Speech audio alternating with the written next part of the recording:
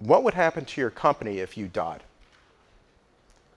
And that's a topic that a lot of us don't like to address, but we're all grown-ups in the room. And if you have a business that has value, this is a question that if you don't ask, frankly, you're being irresponsible to yourself and everyone else around you. And literally, what happens if you don't show up for work tomorrow? Hopefully, all of you are going to hang around, have some food and a couple of drinks tonight, so you're not going back to work tonight. But if you didn't show up for work tomorrow, would your company have its earnings at greater quality of earnings at greater risk than it does right now? If you never showed up for work again, for whatever reason, maybe you're just tired of it, maybe you decide that it's time to go to Tahiti, whatever. If you never showed up again, would your company grow the way it's been growing? Would the quality of earnings or the growth potential of your company be compromised if, for whatever reason, you did not show up for work ever again? And the reason this is the first topic we talk about is because it's my experience that in terms of how well businesses perform, how well they execute against the market, and in fact, frankly, the only way to mitigate risk effectively is by having superior management. That's it. If you can really simply explain your goal and your strategies, if you can explain that to the people who work for you now, the likelihood is they'll understand what you want them to do better. People who work for you tend to want to please you.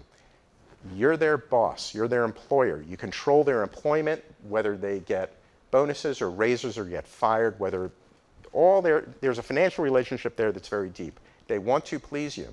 If you have a really good plan, and it's simple and clear, and everyone is understanding it in the same way, the likelihood is people will make decisions based on what they believe you want done, and more frequently than not, they'll get it right.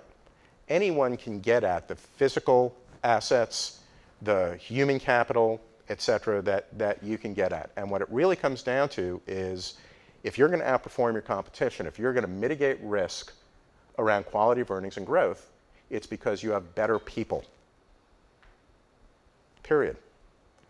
So folks talk about human capital, folks talk about post-industrial economy and needing to put their money where their mouth is, but how to invest in people, how to attract the best people, how to get the best out of your people is something really to pay attention to. And when you go to sell a business, this is really critical, because when a buyer looks at you and looks to buy your business, they're looking at it as if you were going to die, as if you were not going to show up ever again. In most cases, when a company is sold, an owner may stick around for 6 months, a year and a half, but the likelihood is, and buyers know this, 90% of the time, you are either not going to want to keep working, maybe the reason you've sold is because you don't want to work anymore.